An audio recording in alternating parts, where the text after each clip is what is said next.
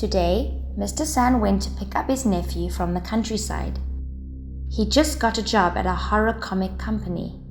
Knowing that, San immediately wanted to tell him a ghost story that happened 10 years ago with his two colleagues. Masa and Kosho were a young couple. Currently, they were both teachers at a high school. That day, they finished work later than usual because they had to attend an important school meeting. It was already dark when they left the office. Most of the people decided to stay in the school dormitory. Masa also asked her husband to stay. However, Kosho immediately disagreed. He said that they must go home to take care of their old mother. Masa really did not want to go home at night, but she had to follow her husband to the parking lot.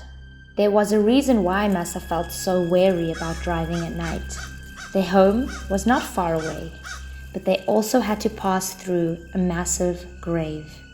This was the burial place for homeless people, so that was a terrifying thought. And there were also many mysterious rumors about this place. Riding through the streets in the suburbs, a cold feeling immediately came over them. Masa sat on the back of the bicycle, and the cold wind made her restless. Her heart started to beat faster and faster. The closer they got to the tombs, the more scared she felt. She thought about the rumors about the white shadows with bleeding eyes. Thinking about it, Masa suddenly shivered. She hugged Kosho unconsciously, and this gave him a fright. Kosho did not pay much attention to evil things. He thought she was just being silly, so he teased her. Kosho's teasing still didn't help. In order to ease her fear, she then closed her eyes and prayed. But when she closed her eyes, the feeling of fear grew even stronger. Masa felt like someone was watching her. Unable to take it anymore, Masa quickly opened her eyes. Then she saw a white shadow flickering behind the bushes. Masa panicked. She closed her eyes again and then opened them again. But still, she saw this white figure standing there.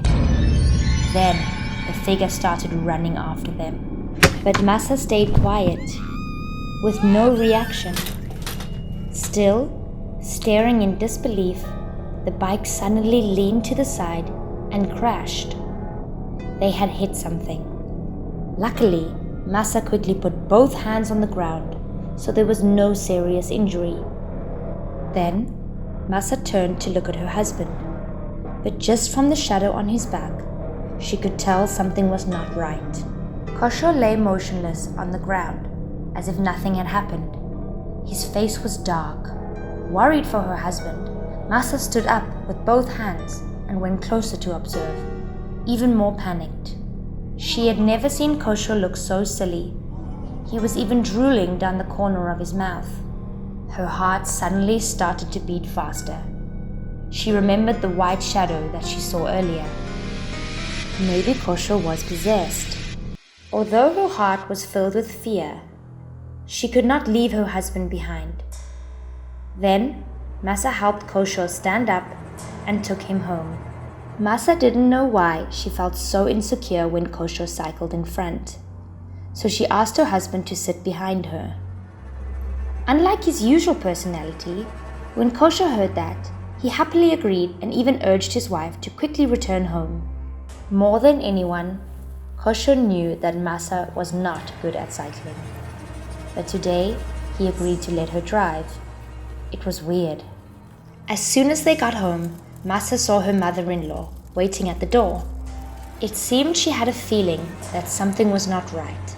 Seeing her mother-in-law and feeling overwhelmed the entire way, Masa cried loudly and told her what happened. After telling her she saw the white shadow and all about her husband's strange behavior, the mother's face immediately changed to a shade of pure white. As if she had just understood something, she did not say anything.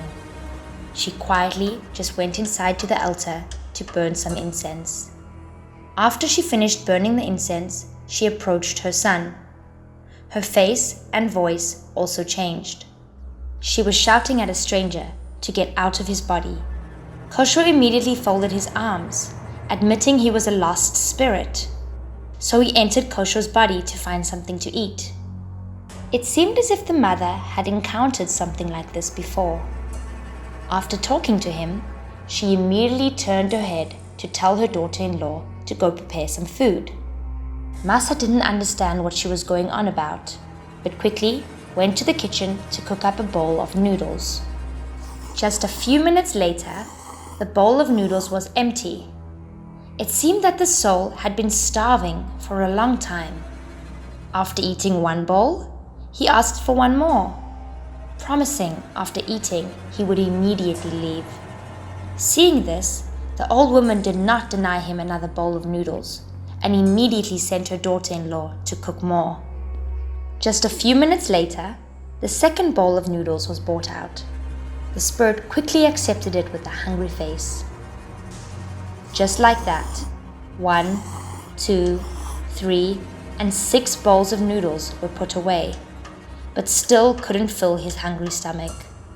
Unable to take it any longer, the old woman shouted loudly. After she finished speaking, the spirit immediately sobbed, saying that he also wanted to go, but he could not. Seeing this, Masa approached and pleaded softly. The spirit did not want to hide anything and told the truth about his case. It turned out that the white shadow that Masa saw was another spirit, and because he was threatened by it, he tried to enter a human. In order to save her son, the old woman had to say that she would help him, but with the request that after being done, he must immediately set her son free. As the woman spoke those words, he had no reason to refuse. He immediately nodded and accepted the mother's request. Then, he said nothing. He silently turned his gaze towards the main gate, as if to signal something. Seeing the actions of the soul, the mother immediately understood. She hurried to tell the daughter-in-law to watch the house and went out. A moment later, she saw her coming back inside with an old man. This man, Zen, had an extraordinary ability to defeat demons. After listening to everything, he looked very serious, holding out an incense burner in the middle of the yard. Then he burned a large bunch of incense and clasped his hands together. Once done with that, he turned back and told the mother and daughter to follow behind him and not say anything. Although they didn't know what he was planning to do, they were worried about Kosho. They then kept quiet and followed. After a while, Masa suddenly stopped and stared at the wall next to the entrance. She shouted, calling for her mother-in-law and Mr. Zen to come.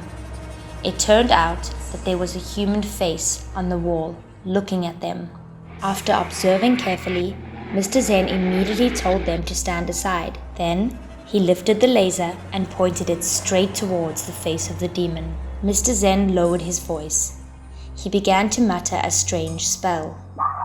Unexpectedly, that face gradually faded and disappeared into the nothingness. Finally, it seemed like everything settled down, but the mother was still concerned that the hungry ghost might be tricking them.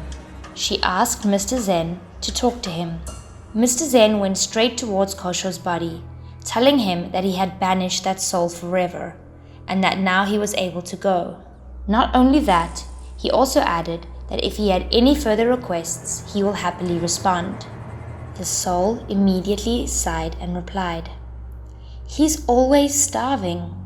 He had no worshipper. He just wanted to be full." Hearing that, the mother interjected, promising to prepare delicious food and wine every day. The kindness of the old mother and that of Mr. Zen left no reason for the soul to stay anymore.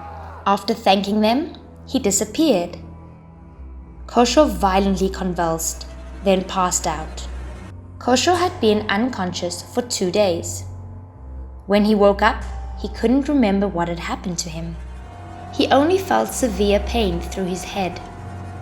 His stomach was very uncomfortable, as if he had just eaten 3 days' worth of food.